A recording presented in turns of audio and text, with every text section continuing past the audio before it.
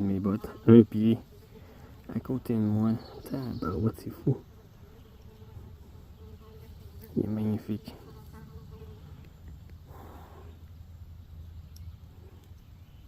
Magnifique.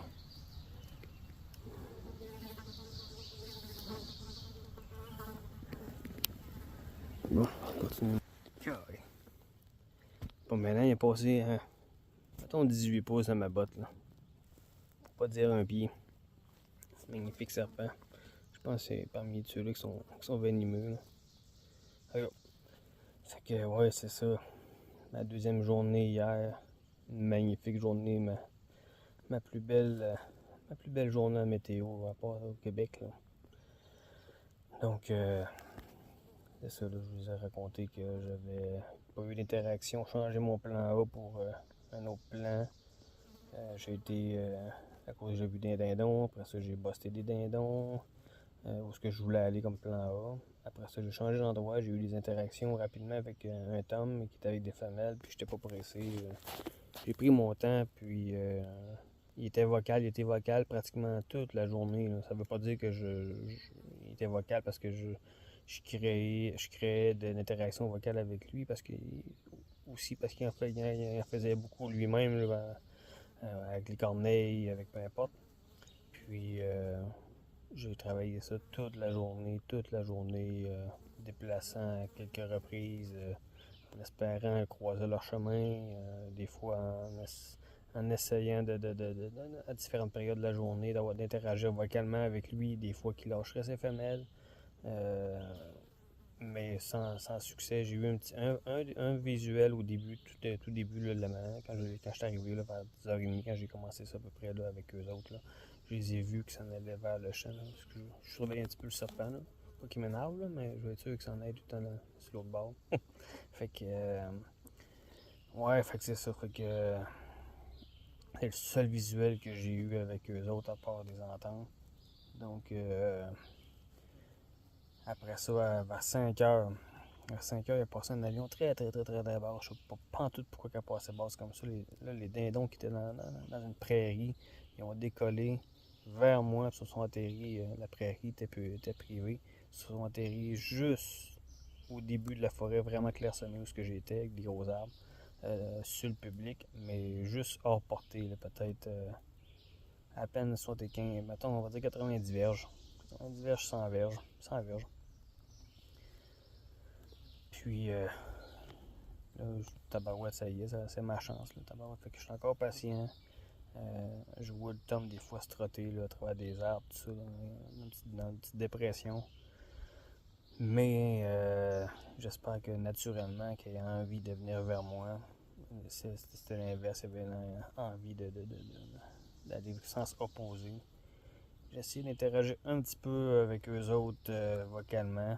Parce que j'avais pas trop, j'avais l'impression, je pense que ça a juste accentué l'idée au dindon de s'éloigner. Là, la femelle, je pense que dominante, elle voulait tout prix s'éloigner de moi là, toute la journée, là, toutes les fois que j'essayais quelque chose.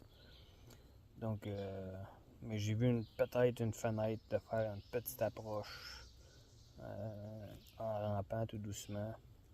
Puis j'étais presque arrivé, il manquait 20 verges, puis il y avait 2 Jake avec le groupe. Puis tombé face à face avec les 2 Jake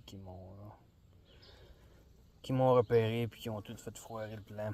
Fait que ça a été ça ma journée d'hier, puis aujourd'hui, ce matin, je suis à un magnifique endroit. Puis là, il annonçait vraiment de la mauvaise météo, là, des vents de... Je comprends pas comment ça, c'est pas tellement loin d'ici. Il annonçait des vents de 25-30 km avec de la pluie.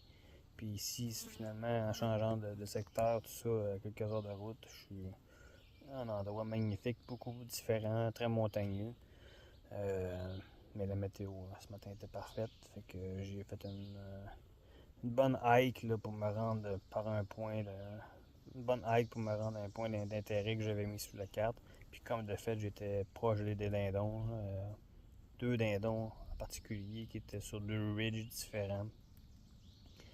J'ai travaillé le premier, mais le premier n'a pas été vocal très longtemps, mais l'autre sur l'autre ridge, je vais vous mettre une petite photo de Google Onyx, là, vous allez voir la dénivellation, tout ça. Là.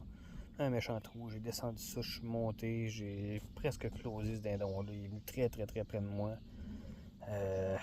Mais malheureusement, j'ai pas réussi à me positionner suffisamment bien pour avoir un bon visuel. Fait qu'il est venu proche, mais j'ai pas réussi à le voir. Puis à un moment donné, c'est tombé silence radio, il a disparu. Puis celui-là où j'étais au tout début de la matinée, qui était pas très vocal, il s'est mis à gobler sa vie. Fait que j'ai redescendu, j'ai traversé complètement. Je suis venu travailler celui-là. Puis j'ai réussi à m'approcher relativement près du dindon, mais sans le voir, sans avoir vraiment d'interaction vocale intéressante avec le dindon. Puis à un moment donné, tout est disparu, je l'ai entendu gobler plus loin. Puis là, j'étais pas équipé, j'avais pas amené assez d'eau, vraiment pas assez d'eau pour travailler ça ici longtemps. Là. Fait qu'il était encore tôt, là. Il était relativement tôt. Fait que j'ai dit, je sors du bois, je vais aller m'acheter de quoi boire, manger un peu, puis tout ça. Puis revenir en fin d'avant-midi.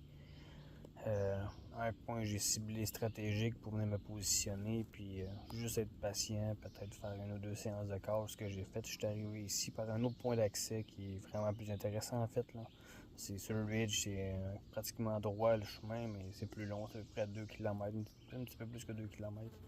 Fait que je suis arrivé par en haut, je me suis positionné là, j'ai fait une séance d'appel, à peu près 15-20 secondes, comme une dingue qui se déplace en cherchant de la compagnie. Je me suis assis. Au moins 1 heure plus tard, il y a un homme qui est arrivé. Ce qui est arrivé, c'est qu'en silence, il était en silence. Ce qui est arrivé, c'est que je m'étais endormi. Je m'étais endormi. Fait que je sais pas s'il m'a entendu ronfler ou si j'ai bougé parce qu'il y a de la mouche ou je sais pas. À un moment donné, parce que la forêt est très très très très claire. Là. Il est arrivé de là-bas. Là. Il est arrivé de là-bas. J'étais couché puis j'entends des petits potes. Fait que là, ça me réveille. Puis ça continue à poter, je me tourne la tête face à face avec une grosse tête rouge qui me regarde, tabarouette, c'était magnifique. C'était parfait, là. Et si je n'étais pas endormi, là, les chances que je le voyais arriver par le bout, j'étais très très très bien positionné. Si je ne dormais pas, j'aurais vu ce dindon-là, puis il serait mort, c'est sûr. Puis, je suis un peu découragé, fait que je me suis juste resté ici, manger un peu cette défaite-là, me refaire moralement. Puis pendant que j'étais assis ici, il y a une autre femelle qui est arrivée, même place quasiment là. En tout cas, peu importe là. Fait que je fais un petit compte rendu. J'ai décidé de vous faire un petit compte rendu de cette chasse-là, des derniers jours. Là. C'est tellement différent. C'est complètement un mot différent. Faut se refaire des skills de chasseur de dindons pour chasser ici, là, tout simplement. Là. Tout simplement. Là.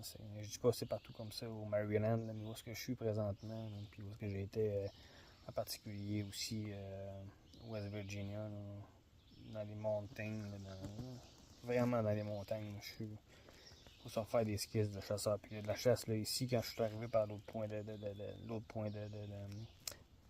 le point d'accès ce matin, c'était à l'avant-midi. Là. Quand je suis arrivé par le point d'accès, il sortait un chasseur d'ici. Là. Il y a de la pression de chasse. On le sent sous les oiseaux. Mais ça en fait une chasse intéressante puis différente. Puis je pense que demain, je vais être encore dans ce secteur-ci. C'est trop beau. Puis il me semble que j'ai quelque chose à régler. Bon, ben je vous laisse là-dessus. Ça fait quand même deux vidéos assez longues. J'espère que votre chasse au Québec va bien. Puis amusez-vous.